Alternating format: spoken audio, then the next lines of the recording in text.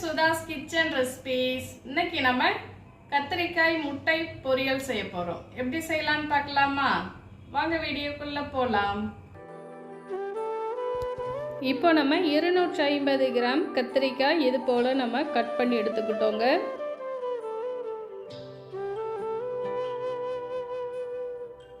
இப்போ stove on பண்ணி ஒரு பேனில் ஆயில் ஹீட் பண்ணியிருக்கோங்க. கத்திரிக்காய் பொரிச்சு எடுக்கணும். அதுக்காக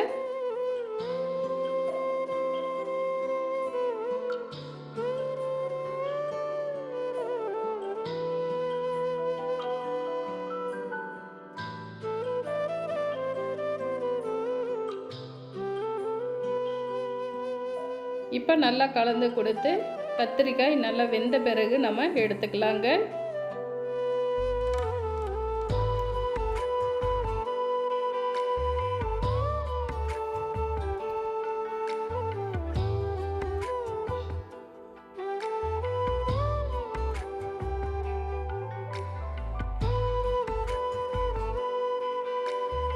இப்போ நமக்கு கத்திரிக்காய் ரெடி ஆயிடுச்சு பாருங்க.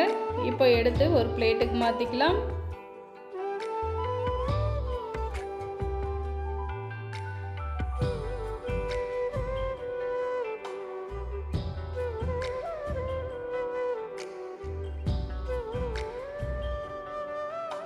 இப்போ மீதம் இருக்கிறதையுமே நம்ம இது போல பொரிச்சு எடுத்துக்கலாங்க.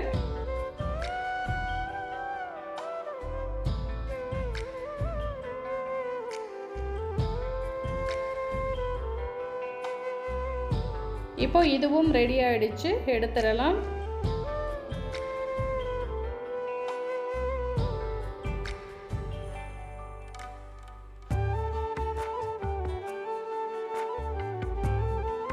இப்போ அதிகமாக இருந்த ஆயிலை நம்ம எடுத்துட்டோங்க. 2 ஸ்பூன் அளவு ஆயில் வச்சுருக்கோங்க.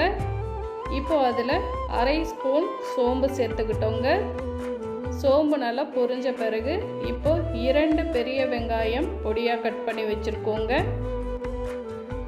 2 பச்சை மிளகாய் கட் பண்ணி வச்சுருக்கோங்க. அதையுமே சேர்த்துக்கலாம்.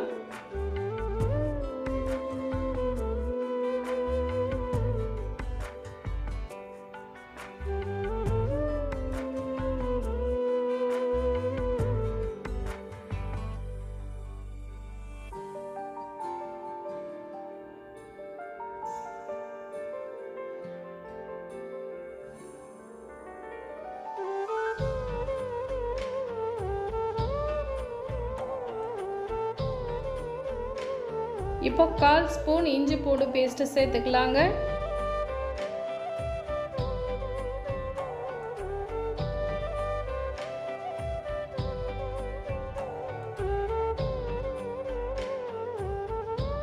இப்போ தக்காளி பழம் 1 கட் பண்ணி வச்சுருக்கோங்க. 2 கொத்து கறிவேப்பிலை வச்சுருக்கோம், அதையும் சேர்த்துக்கலாம்.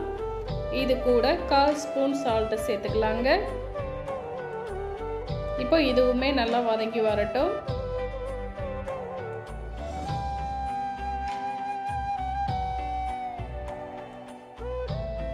இப்போ இது கூட அரை ஸ்பூன் மிளகாய் தூள், அரை ஸ்பூன் மல்லித்தூள், 1/4 ஸ்பூன் கரம் மசாலா, 1/4 ஸ்பூன் மஞ்சள் தூள் சேர்த்துக்கலாங்க.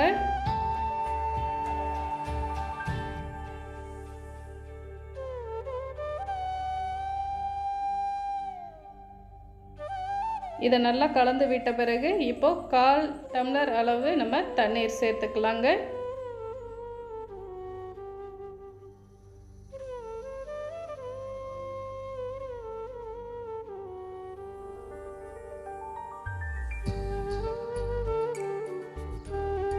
இப்போ மசாலா பச்சை வாசம் போகிற அளவுக்கு நம்ம 1 நிமிஷம் நல்லா வதக்கி எடுத்துக்கலாங்க. இப்போ நம்ம 5 முட்டையை எடுத்து வச்சுருக்கோங்க. அதை நம்ம இப்போ மசாலா கூட சேர்த்துக்கலாம்.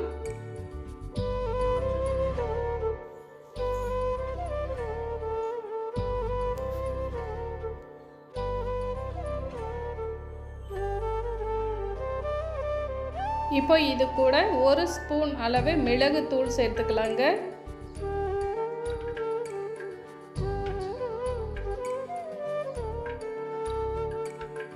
இது போல் லைட்டாக கலந்து கொடுக்கணுங்க. முட்டை கொஞ்சம் வெந்து வர வரைக்கும் இது போல் லைட்டாக கலந்து கொடுக்கணும்.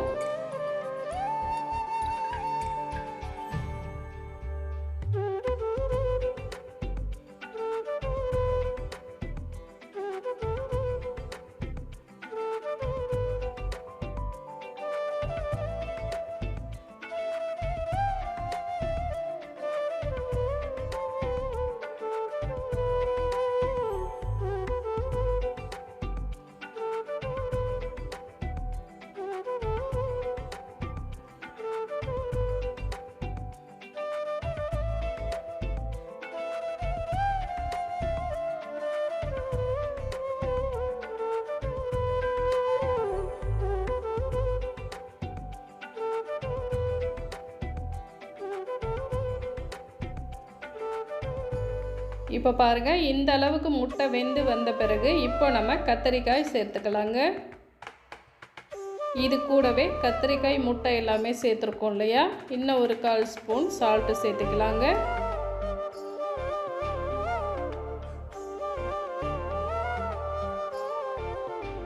இப்போ இதை வந்து நல்லா கலந்து விட்டுறணும்.